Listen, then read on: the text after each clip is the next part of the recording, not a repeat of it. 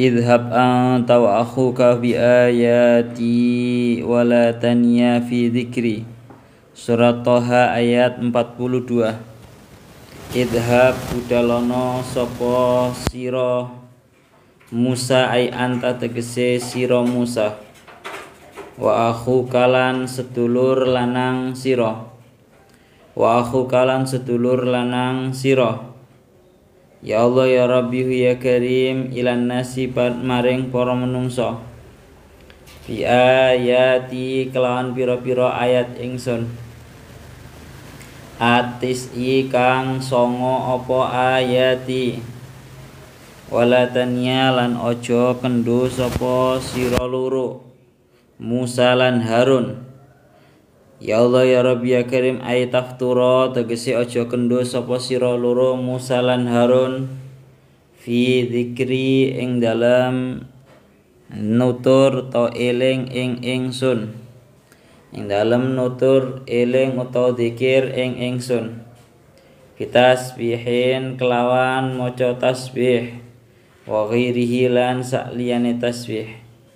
Idhaba ila fir'auna innahu tagha. Idhaba budalo sapa sira lanang loro Musa lan Harun. Budalo sapa sira loro Musa, sapa sira lanang loro Musa lan Harun ila fir'auna maring Fir'aun. Innahu saktenane Fir'aun iku tagha teman-teman wis lacut sapa Fir'aun. Iku tagha teman-teman wis lacut sapa Fir'aun, lacut biddi'air rububiyati, biddi'aihi ar-rububiyata, biddi'aihi kelawan sebab oleh ngaku-ngaku Fir'aun ar-rububiyata ing sifat dadi pangeran, ing sifat dadi pangeran. Faqula lahu qawlan layyinan la'allahu yatadhakkaru aw yakhsha. Faqula mongko ngucapa sapa sira lanang loro Musa lan Harun lahu maring Fir'aun, tetep mawon ngucape wau qaulan kelawan ucapan layyinan kang alus, bertutur katalah yang lemah lembut, fi rujuihi ing dalam balie ya Allah Fir'aun, ing dalam baline Fir'aun, dalam jabute to baline Fir'aun andalika saking mengkono-mengkono iddi'aihi ar-rububiyah, andalika saking mengkono-mengkono iddi'aihi ar-rububiyah.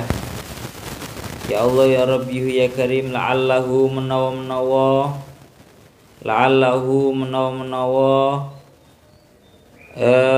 Fir'aun iku yatadzakkaru ngalap perkeling sapa Fir'aun, ayat ta'idu tegese ngalap perkeling atau ngalap mau'idah sapa Fir'aun, au yakhsha utawa wedi sapa Fir'aun Allah ing Gusti Allah, sehingga kalau bisa tazakkur atau khasyah terhadap Allah, fayarji'u mongko bisa bali, fayarji'u mongko bisa bali sapa Fir'aun. Ya Allah ya Rabbi ya Karim wa taraji utawi taraji pengarep-ngarep yang di situ diambil dari kata-kata la'alla niku, tapi pengarep-ngarep ai biqaulihi la'alla iku bin nisbati kelan den nisbatake ilaihi ma maring karone Musa lan Harun. Alasane napa li ilmihi krana oleh weruh Allah Ta'ala hale teman moho luhur sapa Allah weruh bi annahu kelawan saktenane Fir'aun iku la yarji'u, kula yarji'u ora bakal bali sapa Fir'aun ai an iddi'aihi ar-rububiyah. Qala rabbana innana nakhafu ay yafruta alaina aw ayyadgha. Pun sakmenten mawon. Terus niki sekarang mulai membahas mengenai perintahnya Allah Ta'ala terhadap Nabi Musa dan juga Nabi Harun agar keduanya berangkat penuh dengan keyakinan, penuh dengan kemantapan terhadap Allah Ta'ala untuk menyampaikan risalah terhadap yang namanya Fir'aun.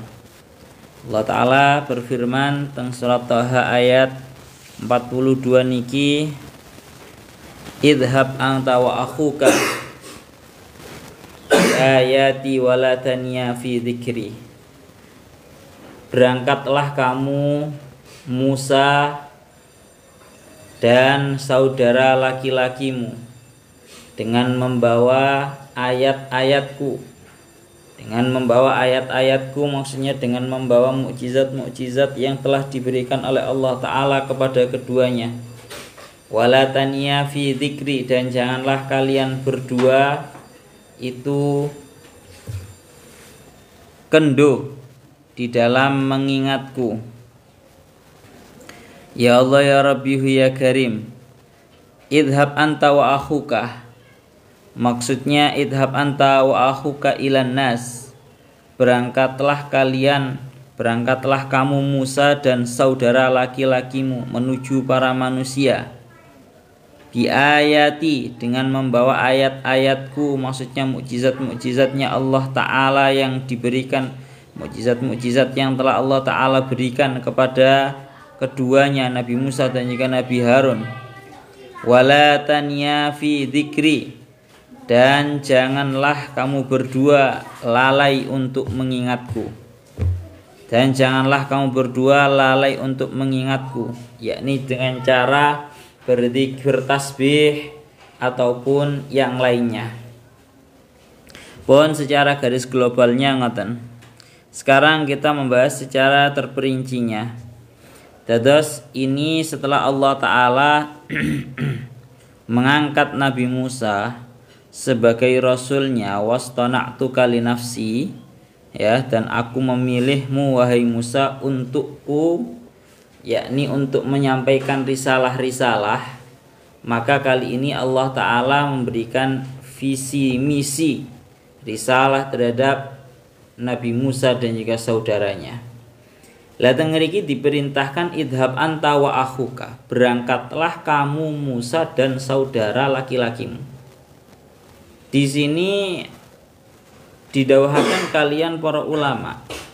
Di sini ada sedikit kemuskilan bahwa ya Allah ya Rabbihu ya Karim, idhab anta wa akhuka, seperti yang didawakan oleh Syekh Mutawalli Asy'arawi dan juga Imam Fakhruddin Ar-Razi. Tengeriki dingendikaken idhab anta wa akhuka, berangkatlah kamu Musa dan saudara laki-lakimu kepada para manusia. Bi ayati, ya, dengan membawa beberapa ayatku.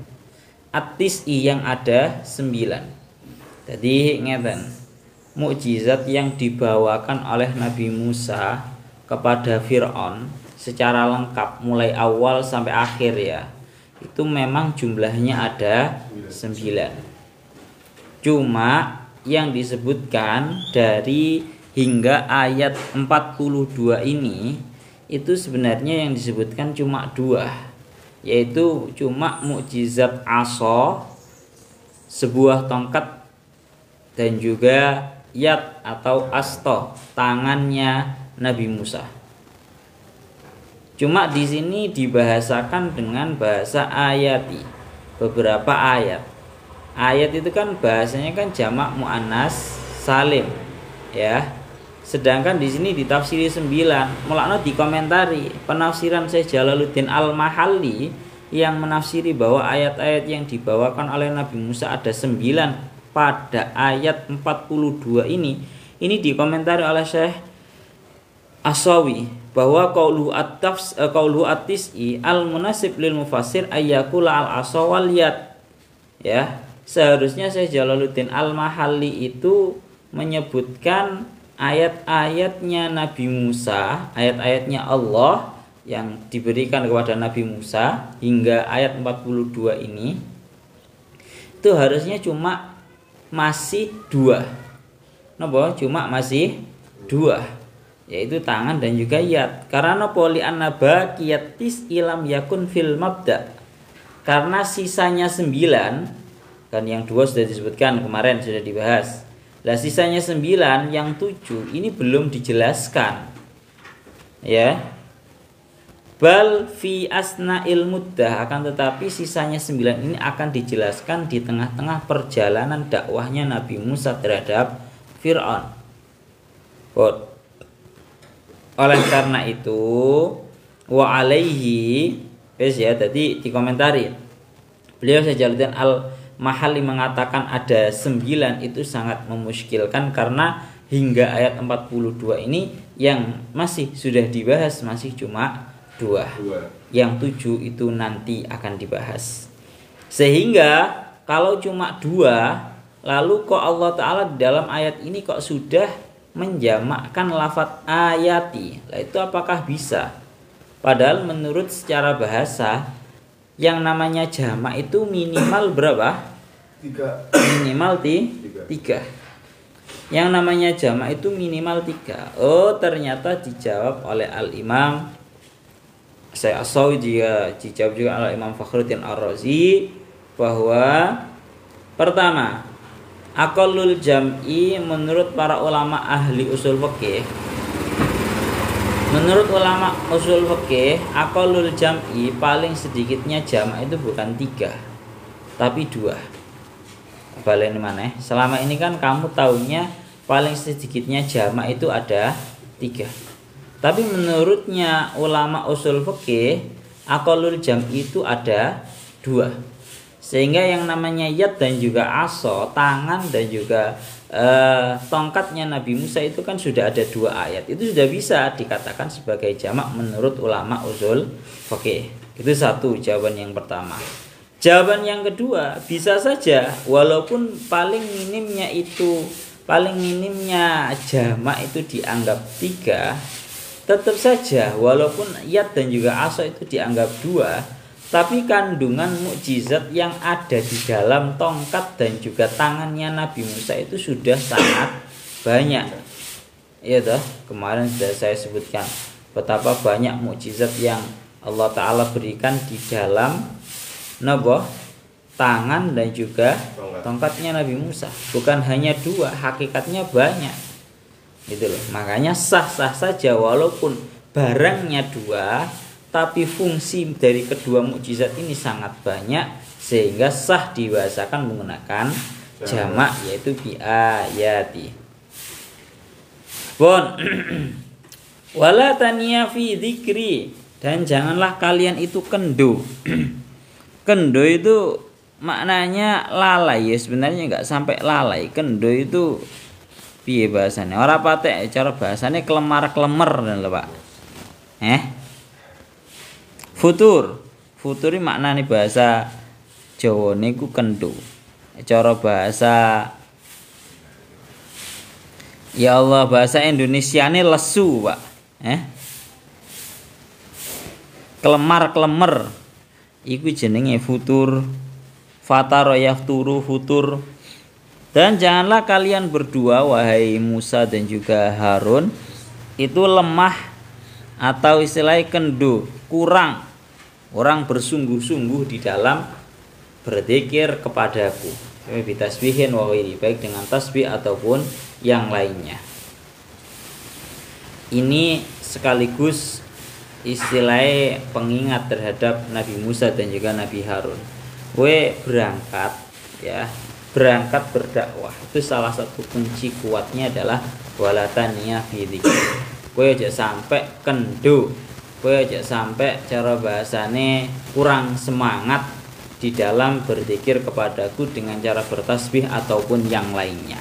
Nang kene iku didhawuhaken wa ghairihi kata belihi risalah wa huwa al maksud fidzat. Jadi kamu jangan sampai kendo atau kurang semangat di dalam menyampaikan risalah Allah Ta'ala, dalam menyampaikan risalah dari Allah Ta'ala. Artinya ini kalau versinya Syekh Mutawalli Asy'arawi, tengediki akan Syekh Mutawalli Asy'arawi beliau dawuh qauluhu wala taniya fi dzikri ayli akun daiman ala balikum. Hendaknya aku Allah itu terus terbesit di dalam hatimu berdua wahai Musa dan juga Harun. Artinya yuk nopo fa ana alladzi arsaltu, karena aku adalah yang mengutus kalian berdua. Wa ana alladzi ayyatu bil mu'jizat, dan aku adalah yang menguatkan kalian berdua dengan mukjizat-mukjizat. Wa ana alladzi ar'akuma wa arqubukuma, dan aku adalah yang menjaga kalian berdua dan selalu mengawasi kepada kalian berdua. Wa ana alladzi saujazikuma fala yahib dzalika angkuma, maka dan aku yang akan memberikan balasan kepada kalian berdua. Artinya ngene Pak, kalau toh Nabi Musa dan juga Nabi Harun itu adalah sosok yang diutus oleh Allah Ta'ala. Mikrofonnya kresek-kresek, jajal cekan kresek-kresek Pak. Nyapa lek subuh kresek-kresek, cekan jajal.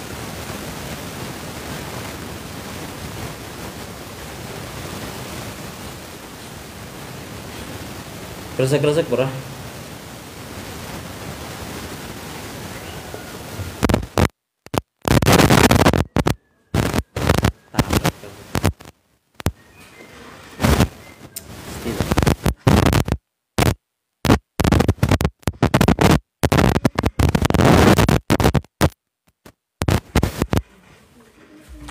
Ini apa tuh? Mesti ben subuh ini.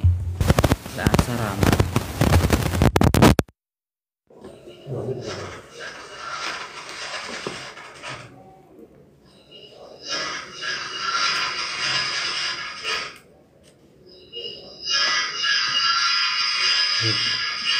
Itu nging gara-gara benda sama tetangga.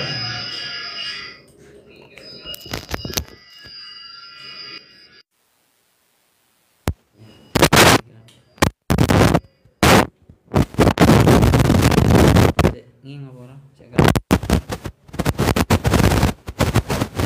Masuk kena sini. Kabel.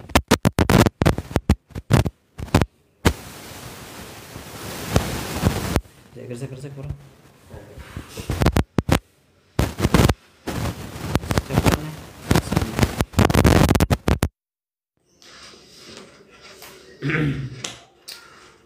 Lanjut.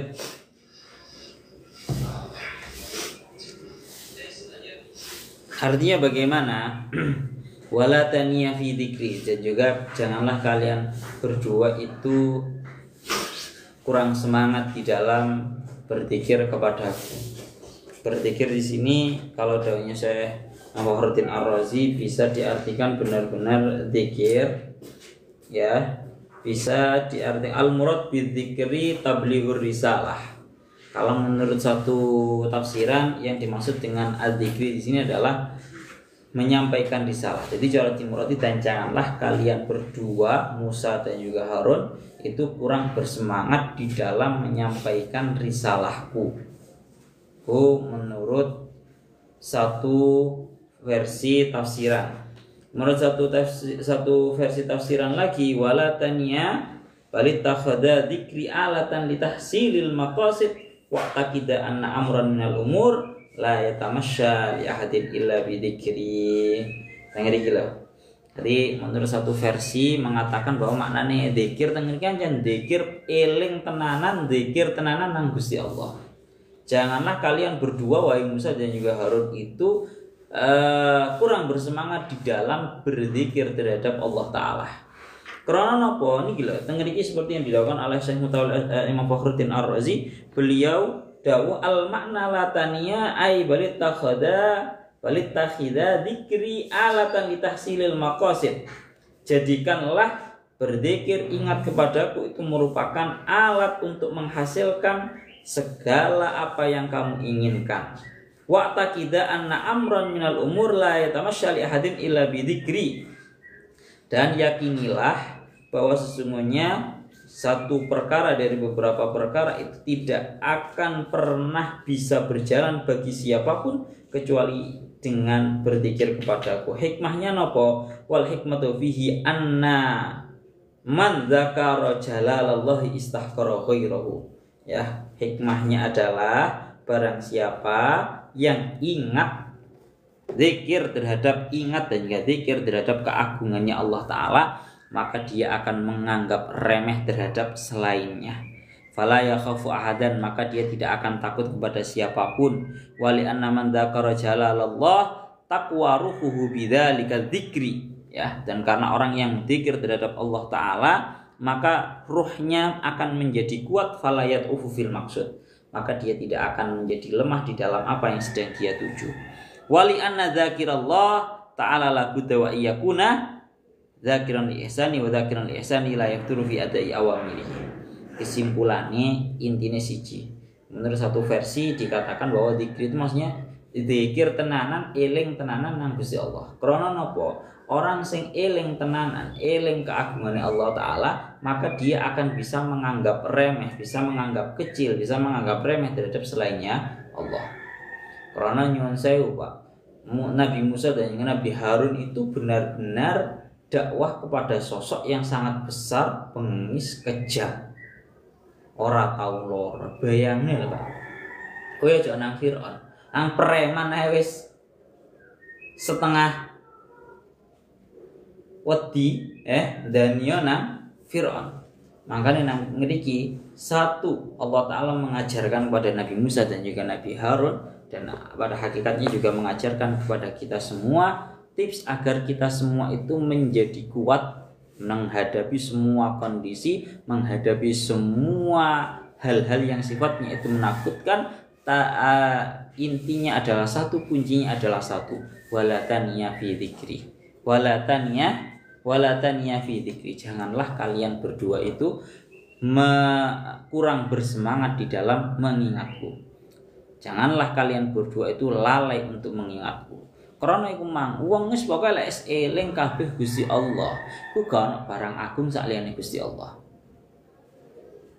Kalau dalam satu makalah dingendikaken man khafallah khafahu kullu syai'. Barang siapa yang takut kepada Allah, niscaya dia akan ditakuti oleh segala sesuatu. Niki prinsipe para aulia, prinsipe para wali. Ya para wali ya kayak ngene iki, Pak. Para wali iku ing dalem atine bener-bener ngeguna dumateng Allah Ta'ala. Sampai krana banget ngeguna dumateng Gusti Allah, para wali niku padha mampu untuk menganggap remeh terhadap selainnya Allah dan menganggap kecil terhadap selainnya Allah. Ya. Artinya bagaimana? Ya iku mang lho. Wong tenanan, wong lek wis eling karo mahabbatullah, betapa Allah Ta'ala itu sangat berwibawa. Wis liyane wis gak ana apa-apane. Cara ngono gampangane ngomong digawe enteng-entengan berarti penafsirane ngene. Lek Nabi Musa karo Nabi Harun itu benar-benar ingat akan keagungannya Allah Ta'ala, maka akan menganggap kecil terhadap yang namanya Fir'aun. Oke, Fir'aun di mata manusia itu memang sangatlah besar, sangatlah agung, sangatlah bengis, sangatlah kejam, sangatlah tinggi pangkatnya. Sampai-sampai dia sendiri mendeklarasikan dirinya sebagai Tuhan. Tapi itu di hadapannya para manusia. Adapun Fir'aun di hadapannya Allah Ta'ala, dia hanyalah seorang manusia yang lemah.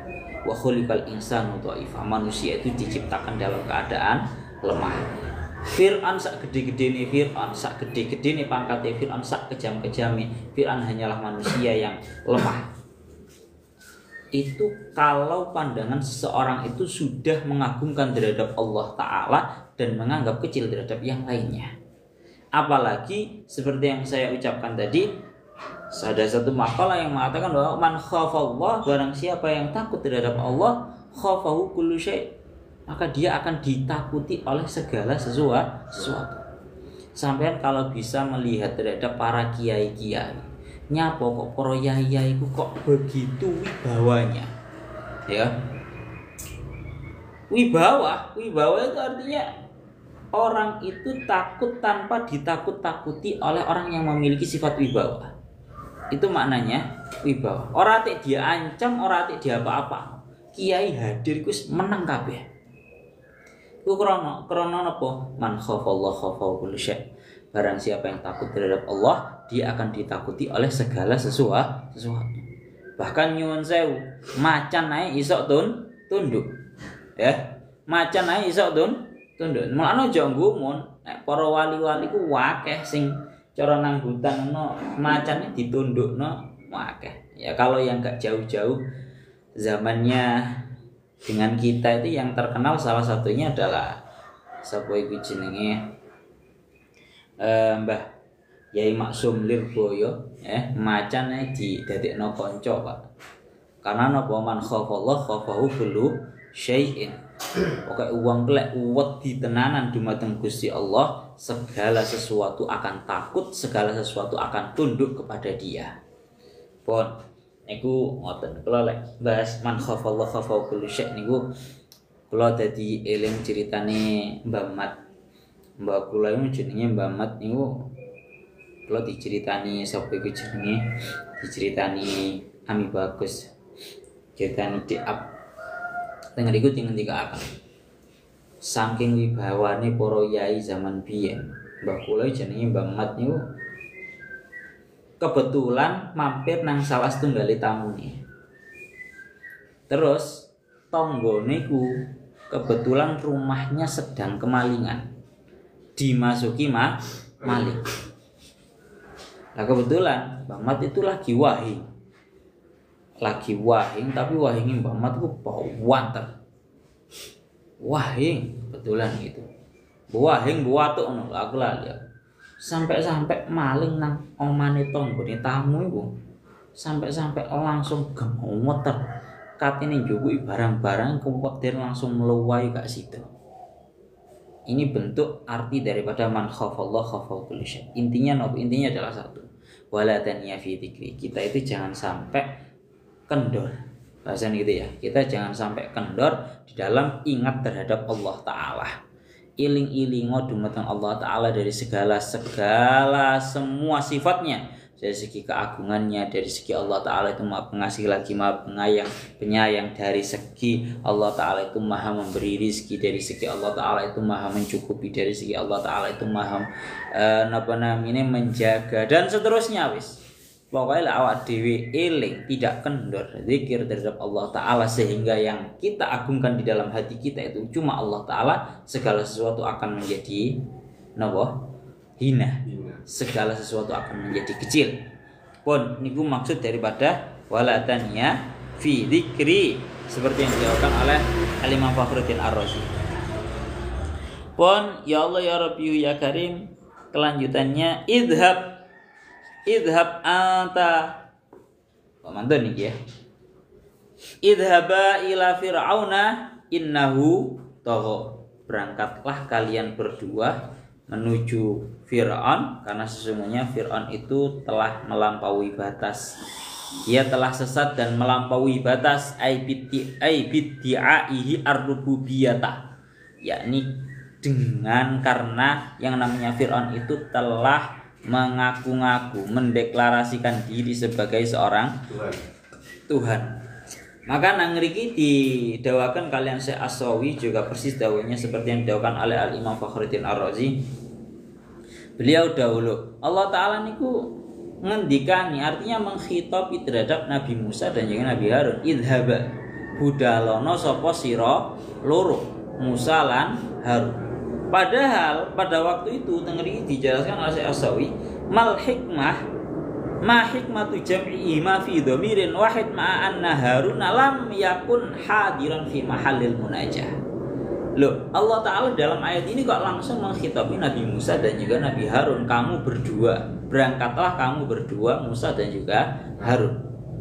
Kok dijamakkan seperti itu? Padahal posisinya Harun pada waktu itu tidak hadir di dalam mahallil munajah, tempat munajah. Akan tetapi balkana fi dzalikal waqti bi Misra. Pada waktu itu yang namanya Harun posisinya sudah di Mesir, masih di Mesir.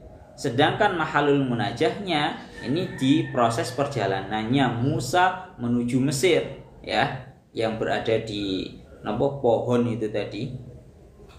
Maka dijawab, ujiba bi anna Allah kasyafa al-hijaba fi dzalikal waqti an sam'i Harun hatta sami'a al-khitaba ma'a akhihi lakin Musa sami'ahu min Allah bila wasitatin wa Harunu sami'ahu min Jibril anillah wa hadza ahsanu ma yuqal.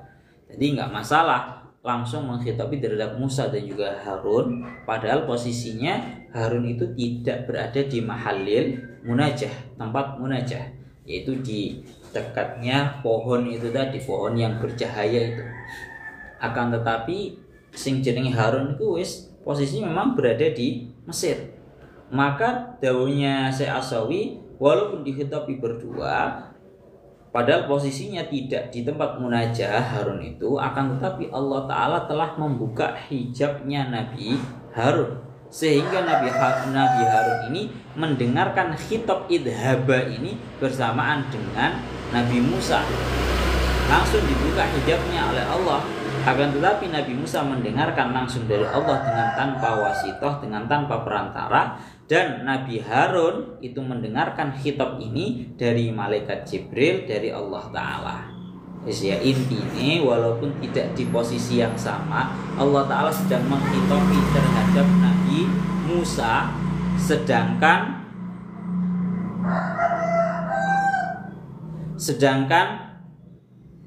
yang namanya sinten Nabi Harun di Mesir itu artinya Allah Ta'ala memang menghitabi Nabi Musa, dan secara tidak langsung juga menghitabi Nabi Harun dengan cara membuka hijabnya, mengkasyaf terhadap Nabi Harun.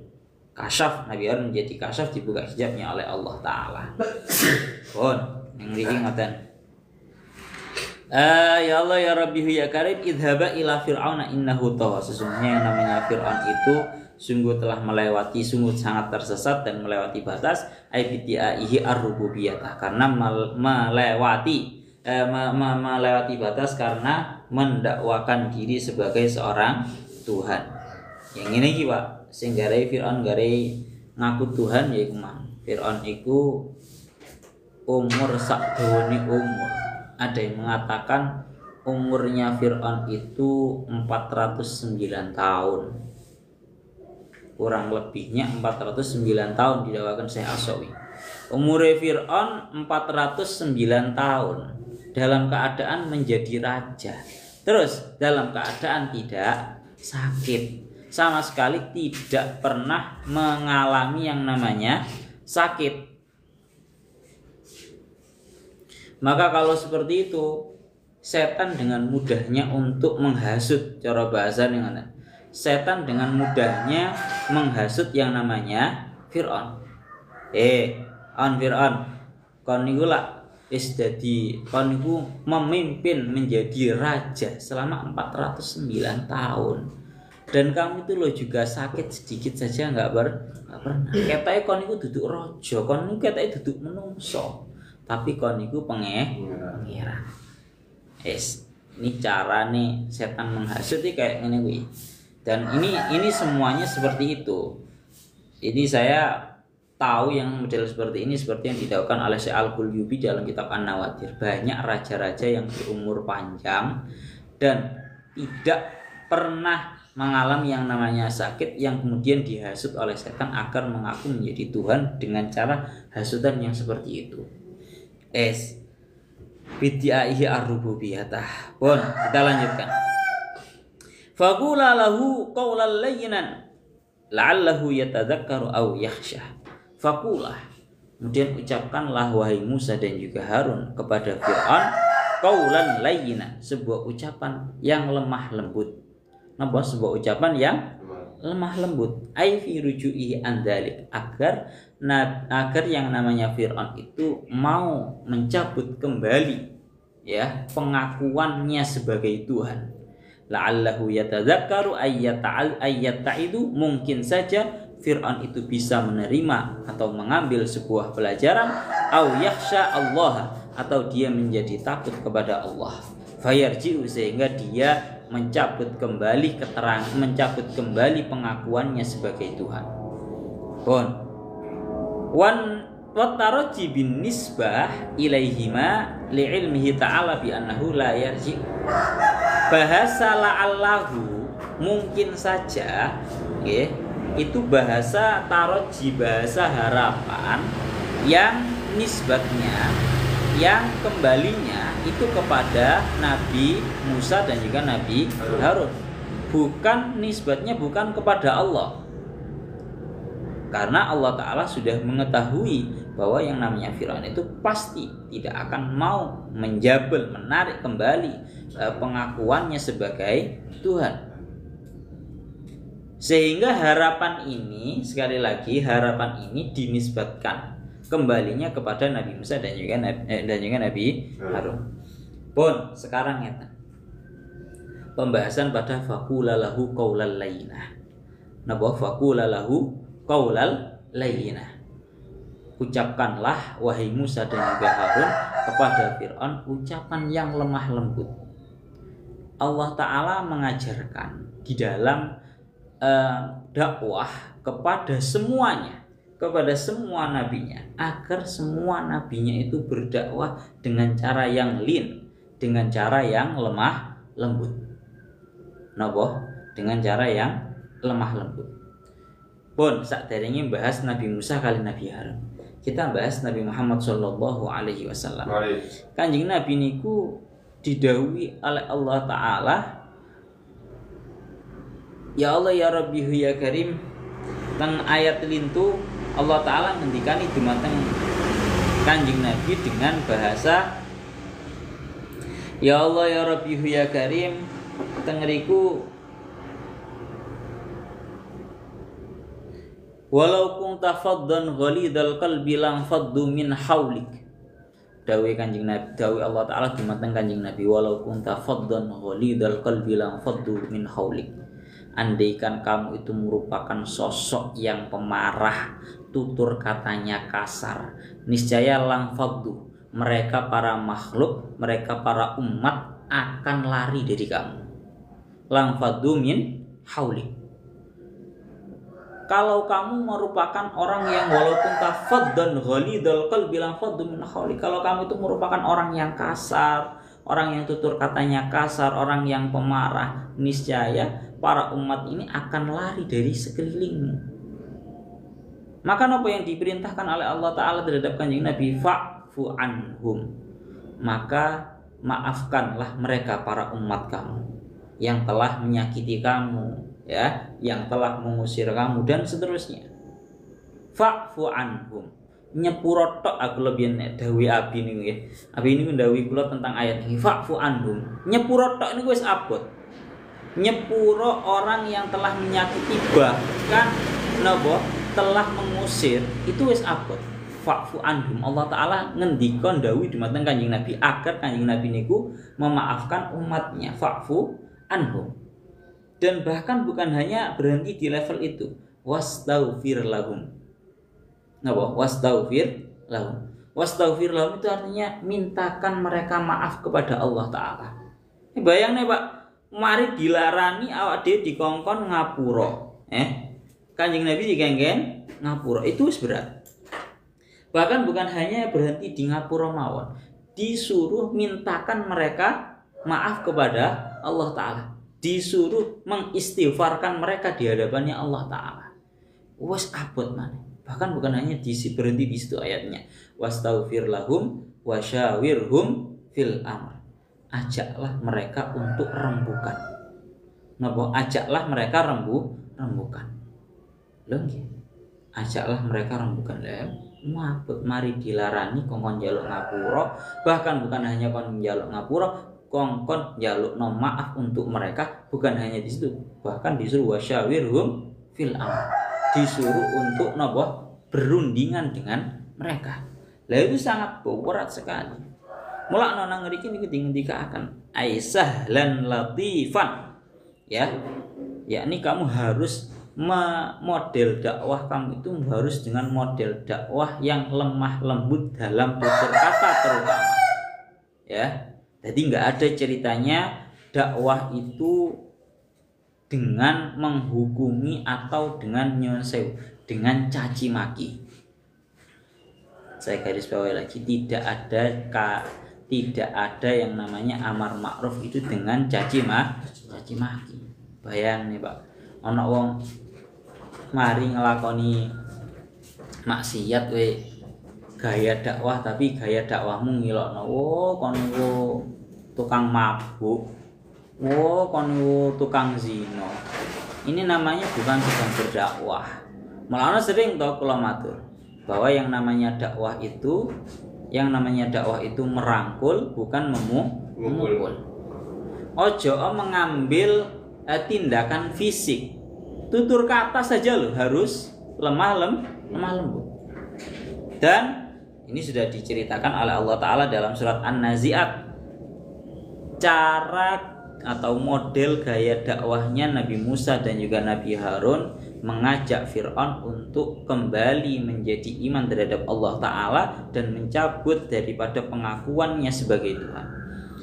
Tengeriku teng surat An-Nazi'at akan halaka ila antazakka wa ahdiyaka ila rabbika fatakhsha.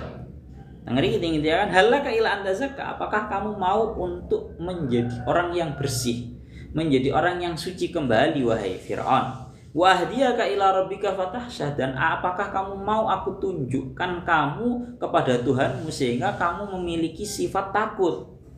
Maka kalau model bahasa dakwahnya seperti ini, fa innahu ta'watun fi surati irdin, maka ini merupakan sebuah dakwah, namun modelnya adalah sebuah bentuk penawaran, bukan irdin, fi surati ardin, dalam bentuk penawaran. Jadi orang kok model semena-mena merasa yang paling benar sendiri, buatan. Kamu mau tak menjadi orang yang suci kembali? Kamu mau tak saya tunjukkan kepada Tuhanmu sehingga kamu memiliki rasa takut? Ini ketika akan nah, sama Pak, Kanjeng Nabi niku nggih sami. Semua sama. Model dalam dakwahnya itu lemah lembut. Jadi ini pelajaran gaya awak dhewe kabeh. Kalau kita terjun berdakwah di masyarakat, ojo ketok salah titik langsung mbok salahne. Ojo ana wong salah titik langsung mbok warak goblok kan niku. Ya ojo ngono, Pak. Dakwah itu tidak seperti itu.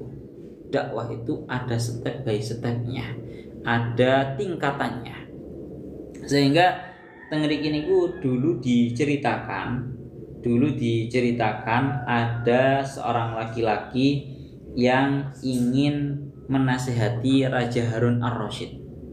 Napa? Ada seorang laki-laki yang ingin menasehati Raja Harun Ar-Rasyid. Seraya laki-laki tersebut berkata kepada Harun Ar-Rasyid.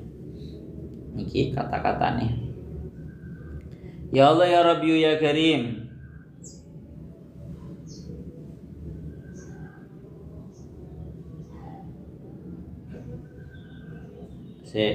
Nampak hilang.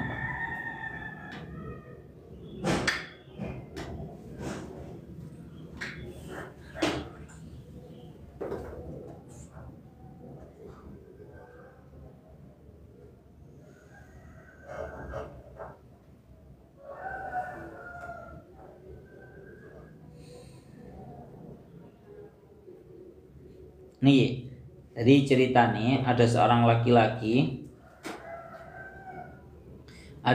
laki-laki yang kebetulan laki-laki ini matur dumateng Harun Ar-Rasyid. Ya. Seraya si laki-laki itu berkata kepada Harun Ar-Rasyid, faqala lahu, dia laki-laki berkata kepada Harun Ar-Rasyid, ya Amirul Mukminin, sa'ansahuka sa'uhallidu alika. Wahai Amirul Mukminin, wahai sinten Harun Ar-Rasyid, aku mau memberikan nasihat kepada kamu. Akan tetapi nasihat yang aku berikan ini merupakan sebuah nasihat yang sangat kasar. Aku akan memberikan nasihat kepada kamu dengan nasihat yang sifatnya tutur katanya itu kasar. Maka Harun Ar-Rasyid langsung menjawab, lah, kamu jangan melakukan seperti itu. Karena apa? Fa innallaha qad ba'atsa man huwa khairun minka ila man huwa syarrun minni faqala lahu faqula lahu qawlan layyinan la'allahu yatadzakkaru aw yakhsha. Kamu dalam menasihatiku jangan sampai menggunakan tutur kata yang kasar. Karena nopo? Karena sesungguhnya Allah Ta'ala itu telah mengutus sosok yang lebih baik dari kamu, rupanya Nabi Musa dan juga Nabi Harun, kepada orang yang lebih buruk daripada aku, rupanya Fir'aun. Akan tetapi Allah Ta'ala tetap ndawi dumateng Nabi Musa dengan dawuh faqula lahu qaulal layyinah. Ucapkanlah ucapan yang tutur kata yang lemah lembut. Lho kon niku lho ora luwih apik teko Nabi Musa. Dan saya juga tidak lebih buruk dari Fir'aun. Kon kok kate mau memberikan nasihat dengan nasihat yang buruk. Ini loh, ini ini juga istilahnya modal dakwah kita, bagaimana caranya kita di dalam terjun di dalam para masyarakat iku ojo sampai di dalam mengajak itu dengan ajakan yang sifatnya itu menghukumi, yang sifatnya itu menghakimi, yang sifatnya itu seolah-olah kita yang paling benar sendiri. Paham ya cahaya? Tetap faqula lahu qaulal layyinah. Ucapkanlah dengan ajakan yang sifatnya ajakan itu tidak merasa orang yang sedang diajak didakwai ini seolah-olah mereka bersalah.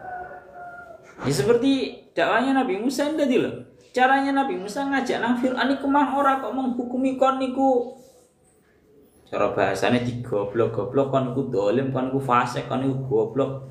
Kok iso-isoke kon niku ngaku pangeran. Ora model koyo ngono. Model dakwanya Nabi Musa dan Nabi Harun, tapi dawuh Nabi Musa dan Nabi Harun halaka ila anta zakka wa ahdiyaka ila rabbika fatakhsha. Kamu mau enggak? Kira-kira kamu mau enggak untuk menjadi sosok yang suci lagi dan aku tunjukkan kamu kepada Tuhan kamu sehingga kamu memiliki rasa takut. Caranya model seperti itu, dakwahnya itu dengan model yang membuat orang itu merasa terajak, bukan merasa terhakimi. Ngoten lho. Itu makna faqula lahu qaulal layyinah. Kalau daunnya Syekh Mutawalli Asy'arawi, kenapa sih kita itu harus bertutur kata yang lemah lembut tatkala kita itu sedang berdakwah? Daunnya Syekh Mutawalli Asy'arawi, beliau dawuh niki. Ini terakhir ya. Dawuhnya beliau begini, ada secara garis global, ada secara garis khusus terhadap Fir'aun. Kalau dawuhnya Imam Fakhruddin Ar-Razi, kenapa kok Allah Ta'ala ndawi di mateng Nabi Musa dan juga Nabi Harun agar di dalam mengajak dan juga berdakwah terhadap Fir'aun itu harus lemah lembut? Karena dawuhnya Imam Fakhruddin Ar-Razi, alasannya yang pertama, annal kalam kana ma'a Musa alaihi salam wahdahu illa annahu kana matbu'u Harun faja'al khitaban ma'ahu khitaban ma'a Harun wa kalam Harun ala sabilit takdir. Yang pertama itu memang bahasane Harun itu sekedar mengikuti terhadap Nabi Musa. Alasannya nopo?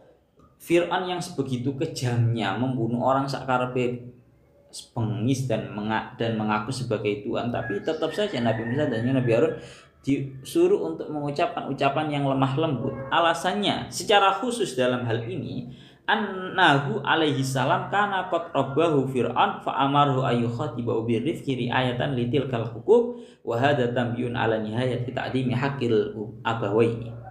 Saya bilang, jadi alasan yang pertama yang paling logis, Nabi Musa dan juga Nabi Harun disuruh berdakwah terhadap sinten Fir'aun dengan tutur kata yang sangat lemah lembut. Alasan yang pertama adalah karena dulu yang namanya Nabi Musa itu telah dirawat oleh yang namanya Fir'aun. Sehingga ini mengingatkan kepada kita, awakmu lek tahu diramut sekalipun sama bapak angkat kamu atau sama siapapun itu, maka kita harus menunjukkan yang namanya sifat ta'zim, sifat mengagungkan. Masih bapak angkat ya, karena memang itu merupakan ada hakul abawen di dalamnya, maka kita sekalipun dalam rangka menyampaikan sebuah kebenaran itu juga harus dengan ucapan yang lemah lembut, menghormati. Itu yang pertama. Yang nomor dua, anna min adatil jababiro idza hullidalahum fil wa'di ayyazdadu utuwan wa takabburon. Dan gila, kamu perlu tahu Yang pertama kan tadi Fir'aun itu merupakan bapak angkatnya Nabi Musa dan yang pernah mendidik, bahasa bukan mendidik, merawat terhadap Nabi Musa, sehingga disuruh untuk tutur kata yang baik, sing sopan kuele karo bapak angkatmu sing tahu ngeramut awakmu siapapun itu yang pertama. Yang kedua, biasanya orang-orang besar yang seperti itu, Jababirah, orang-orang yang meseso, kalau biasanya itu dituturi dengan tutur kata yang kasar, itu bukannya kok mereka malah nurut, tapi malah semakin bangkang. Paham ora? Jadi biasanya ana wong sing manjen sifat iku bangkangan. Iku lek diberi nasihat dengan nasihat yang semakin kasar, sing ngene iku ora kok malah nurut, sing ana iku malah berontak, sing ana iku malah berot ya bahasane sanep ya. Sing ana iku malah berot. Dituturi mbok tuturi kuwasar, sing ana malah berot, Pak. Engko alasan hala nek nasihati aku jet ra ngenak nang ati ya, mesisan ae. Itu sama seperti itu. Sing ana tambah berot. Sama, Fir'aun juga seperti itu. Lek didakwai dengan cara yang sangat kasar dalam tutur kata, sing ana Fir'aun ya tambah kan iku sapa le. Langsung kaya ngono. Semakin merasa takabur, semakin tambah berot. Sedangkan dawuhnya Imam Fakhruddin Ar-Razi, wal maksud minal bi'sa husulun naf'i la husulu ziyadati dharar. Ya, sedangkan yang dimaksud daripada dakwah penyampaian risalah ini agar ini tersampaikan ya dengan baik. Ya, orang menang-menangan.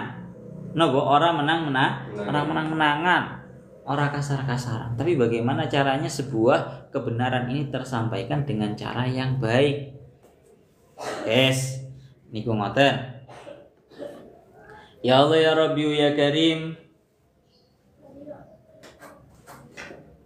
Sama yang namanya Kanjeng Nabi Muhammad SAW juga sama, cara dakwahnya juga seperti itu. Mulane dawuh Kanjeng Nabi, dawuh Allah Taala dumateng Kanjeng Nabi, ud'u ila sabili rabbika bil hikmati wal mau'izatil hasanah. Ajaklah, dakwahlah kamu kepada jalan Tuhanmu dengan cara yang hikmah dan juga dengan mau'izah yang hasanah. Tutur kata yang baik. Niku intine ngoten. Sami, semuanya sami. Para nabi niku didhawuhi dumateng supaya dakwah itu sing lemah lembut, ojo grusak-grusuk, ana wong salah didik langsung mbok jangan.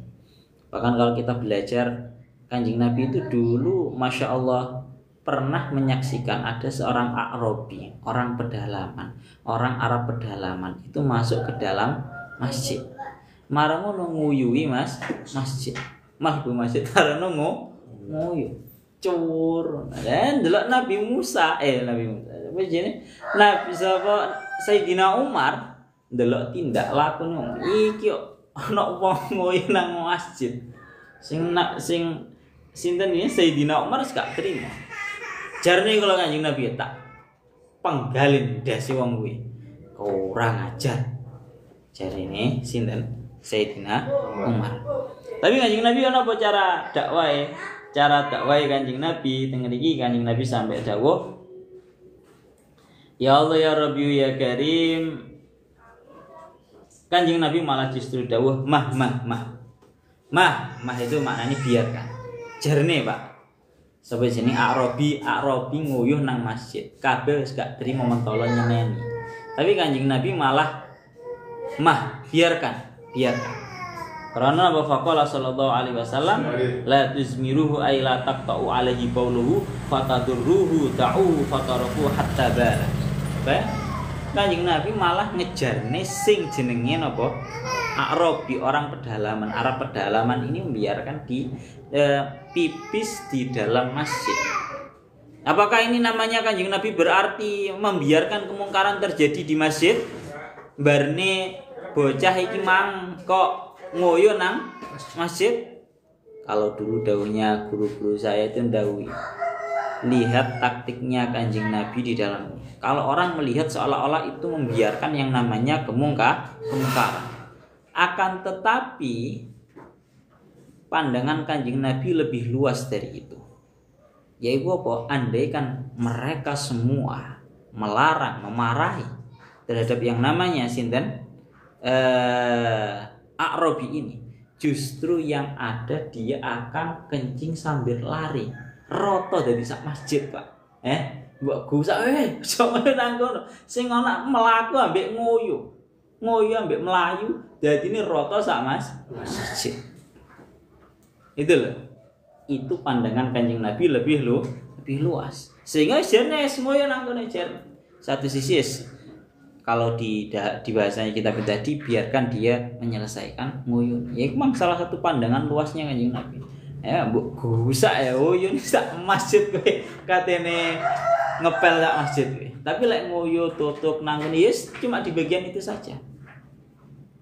Ini sekali lagi kamu harus bisa membedakan antara dakwah secara lemah lembut dibiarkan dengan biar tidak terjadi kemadharatan yang lebih besar. Kan kayak ngono to, Pak. Pon itu semua arti daripada faqula lahu qaulal layyina. Ya, intinya siji awak dhewe dalam mengajak itu kudu lemah lembut, ojo kasar pemane karo wong awam. Pemane karo wong awam. Juga dalam menyampaikan hukum, gue ya sing ya Allah ya Rabbi ya Karim sampai no hukum sing enteng-enteng lek wong awam. Jo aku takut. Itulah yang namanya dakwah.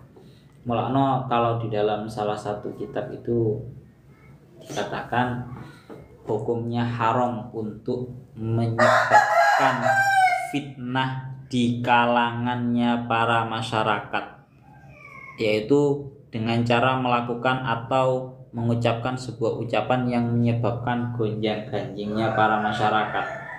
Ngomong terlalu keras, sebuah kebenaran ya memang harus disampaikan secara lantang, tapi tidak disampaikan dengan secara keras pun. Tapi ya ora salah sih sakjane. Gawe cara keras itu ya ora salah. Wes kabeh duwe dalane dhewe-dhewe lah, gawe jalan sing lemah lembut ini ya apik. Ya, lek biyen lek jarine Abi ya, aku lek nyampekno dawuh Abi. Yai ku lek kereng. Lek bahasa Nabi itu kereng. Yai ku lek jahat nang santrine, cara bahasa Nabi. Yai ku lek jahat nang santrine. Iku santrine dadine apik. Tapi lek yai ku kelemar-kelemer, iku santrine sing jahat nang yai ini. Yes. Ya emang lah beda-beda cara dakwah. Jadi lek Abi biyen santrine ana sing ora belajar langsung diwantem tukang mburi karo Abi. Itu model dakwah. Ya intinya satu lah. Musa dan juga Harun itu kan intinya kan satu.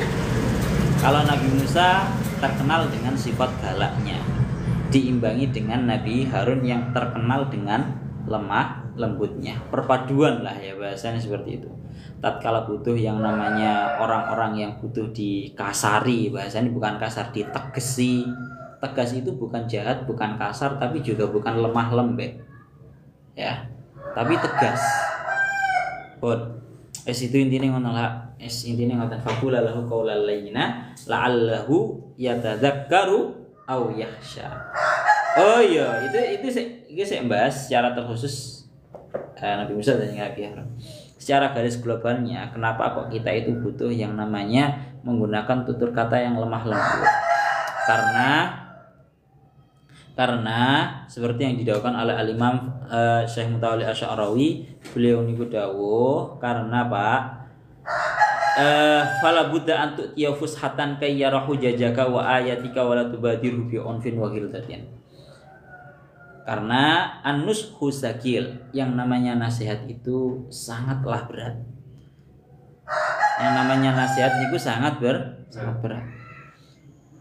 Fala tursilhu jabalan, maka janganlah kamu menampakkan yang namanya nasihat itu bagaikan gunung yang besar. Wala taj'alhu jadalan, dan janganlah kamu jadikan yang namanya nasihat itu akan menjadi bahan perdebatan. Wala tajma'alal mansukhi syiddataini, kamu jangan sampai mengumpulkan atas orang yang kamu nasihati itu dua hal yang memberatkan. Rupane napa? Antukhrijuhu mimma alifa bima yakrah. bal tukhriju mimma alifa bima yuhib. Ya, kamu harus jangan sampai mengeluarkan orang yang sedang kamu nasihati dari apa kebiasaan yang sudah dia senangi dengan sebuah perkara yang dia benci. Paham Pak? Orang yang sedang tenggelam di dalam lautan maksiat itu mereka wis atine kadung kebiasaan, kadung senang karo maksiat. Maka jangan kamu keluarkan mereka dari maksiat-maksiat yang sudah mereka senangi dengan perkara yang mereka benci. Rupanya kamu kasar. Akan tetapi bal tukhrijuhu mimma alifa bima yuhibbu. Keluarkanlah mereka dari perkara-perkara yang mereka senangi dengan perkara-perkara yang mereka cintai pula. Dengan cara-cara yang mereka cintai pula. Mulane napa? Alasan niki li'annaka, ini seperti yang didawuhkan ud'u ila sabili rabbika bil hikmati wal mau'izatil hasanah. Li'annaka takhla'uhum mimma ta'tada wa alibah. Karena kamu itu sedang melepaskan orang yang kamu nasihati itu dari kebiasaan yang sudah ia senangi. Mengeluarkan seseorang dari kebiasaan maksiatnya yang mana dia itu sudah bahasanya sekadung kesemsem, sekadung tenggelam di dalam lautan maksiat. Wong sekadung demen kesemsem. Sehingga wa tukhriju amma ahabba min hurriyatin wastihdarin fi syahawati wal maladdati summa tuqayyidu bil manhaj falyakun dzalika fi rifqin wa lutfin. Kalau kamu ingin mengeluarkan daripada apa yang dia senangi daripada bentuk-bentuk kemaksiatan dan juga syahwat, kemudian kamu ingin membebankan kepada dia sebuah manhaj, maka caranya haruslah dengan lemah lembut. Lek kula didhawuhi Mas Tufel, Gus Tufel, pola dakwah itu adalah at-taklif summat taklif. Napa? At-taklif summat taklif. Taklif itu kenakan dulu hatinya. Napa? Kenakan dulu hatinya. Pegang dulu hatinya, kenakan dulu hatinya. Luluhkan dulu hatinya. Karena napa? Kalau orang sudah diluluhkan hatinya baru taklif. Kamu beri beban, maka mereka tidak merasa kebebanan. Paham barang? Yes. Karena apa? Wahadi siasatan yastahdimu al-bashar al-ana fi majalid dawa. Ini merupakan sebuah siasat yang juga digunakan oleh para manusia dalam urusan obat. Kowe lek ngerti, obat itu kan asalnya kan pahit. Fa ba'da angkanat dawa umurron ya'afuhu al-mardu. Obat itu aslinya pahit. Semua orang yang sakit itu nggak bisa menerimanya karena apa?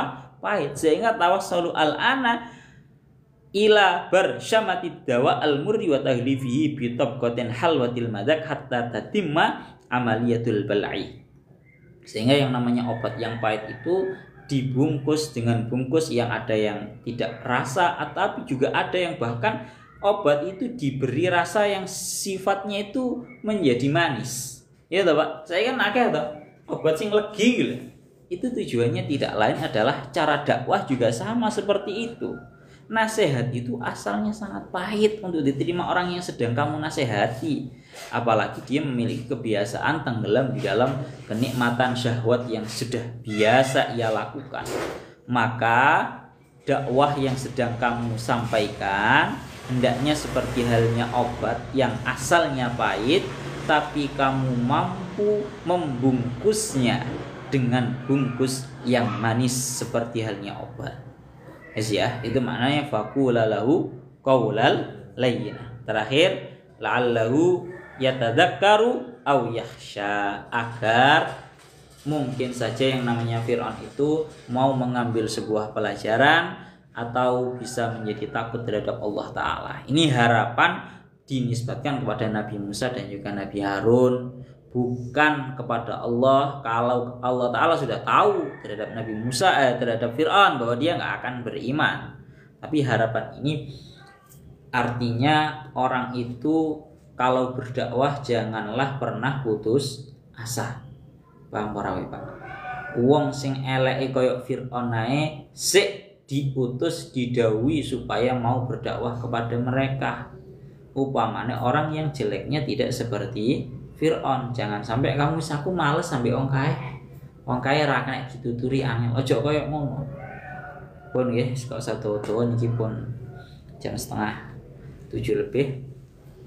Pun qala rabbana innana nakhafu ay yafruta alaina aw ayyadha surat Toha ayat 45 lahuna wallahu a'lam bissawab.